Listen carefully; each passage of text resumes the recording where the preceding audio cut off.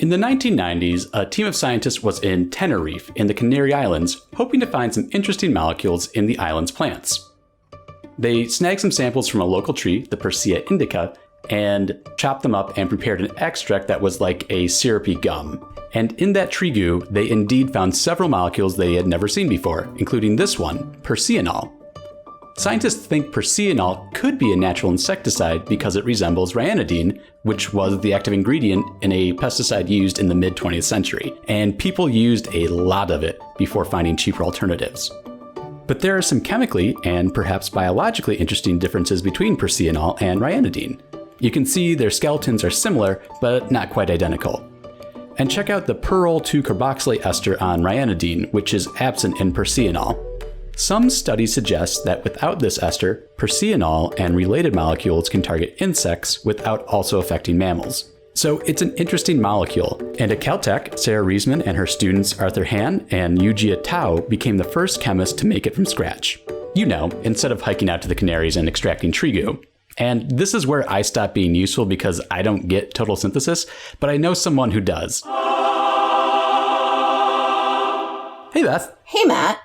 So can you break down the synthesis for us? Sure. So perseanol presented a formidable challenge, but Reisman's lab had some familiarity with this type of molecule. They completed an 18-step total synthesis of ryanodine in 2017. So to us, that seemed like a good opportunity for synthesis. We might be able to take some of the lessons we learned from ryanodine and sort of use them to guide our strategy. It was very clear that we were going to have to come up with some new approaches as well because of the differences in the structural framework. And so that also gives a good opportunity to explore some new chemistry.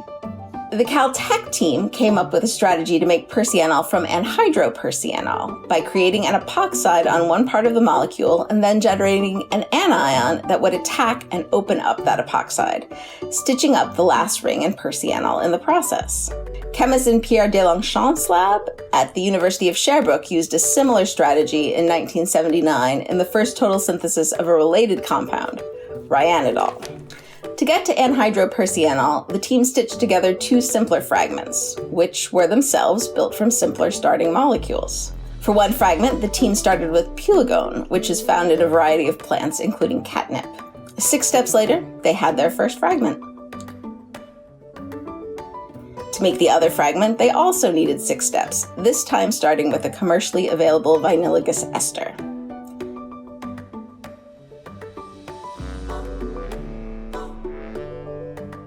Next, they couple those fragments together. And that molecule became fodder for a palladium-catalyzed cascade, followed by a carbon monoxide insertion reaction to get anhydroperseanol. To go from the fragments to anhydroperseanol, then to perseanol took 10 steps. Remember Deslongchamps, the chemist who made ryanodol in the 1970s? I talked with him about the synthesis, and he said making perseanol in only 16 chemical operations is an absolutely outstanding achievement. He also called it an overall genius strategy. He sounds impressed. I do have one more question though. If it's 6 steps for each fragment and then 10 more to get to the final product, how is that a 16-step synthesis?